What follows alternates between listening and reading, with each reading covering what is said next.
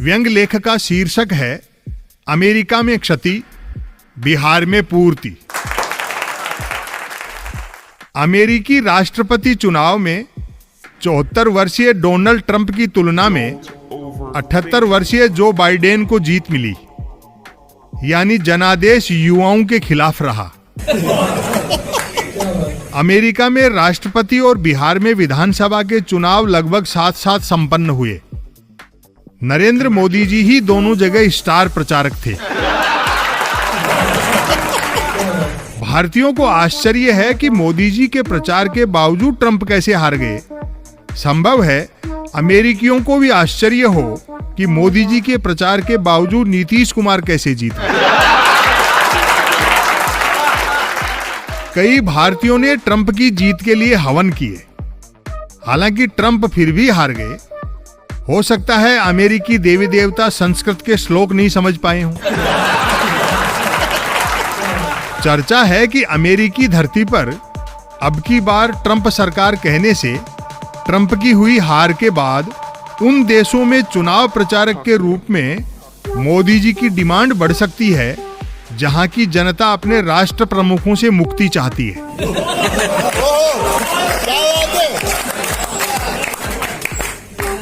मोदी जी और ट्रंप की दोस्ती का सुपरिणाम कहीं या कुछ और। भारत में चुनाव भले ही अमेरिका की तरह न लड़े जाते हों, लेकिन अमेरिका में चुनाव भारत की तरह लड़े जाने लगे हैं।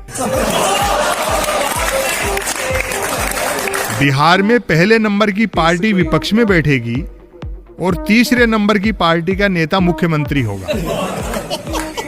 एलजेपी का ओपन नारा था, मोदी से बैर नहीं, नीतीश की खैर नहीं, जबकि जेडीयू का साइलेंट नारा था, मोदी से बैर नहीं, एलजेपी की खैर नहीं। दुश्मन का दुश्मन मित्र तो सुना था, लेकिन मित्र का मित्र दुश्मन पहली बार देखने को मिला।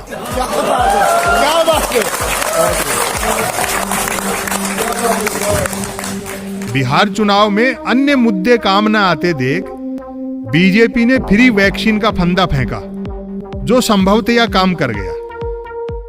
नीतीश कुमार सरकार ने 5 साल से बिहार में सख्त शराबबंदी कर रखी है। जैसे ही बीजेपी ने फ्री वैक्सीन वाला ऑफर दिया, मेरे ख्याल से आदतन शराबी रहे वोटर फ्री वैक्सीन का असली अर्थ समझ गए।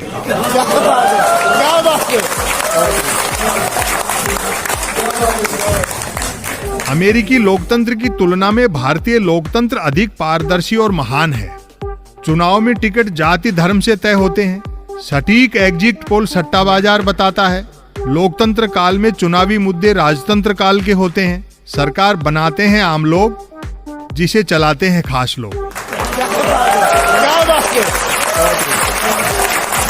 हार के बावजूद ट्रंप व्हाइट हाउस न छोड़ने की धमकी दे रहे हैं, जबकि पत्नी मेलानिया पति ट्रंप को छोड़ने की धमकी दे रही है। चुनाव के बाद पत्नी पति को छोड़े, इससे तो अच्छा है कि चुनाव से पहले पति ही पत्नी को छोड़ दे।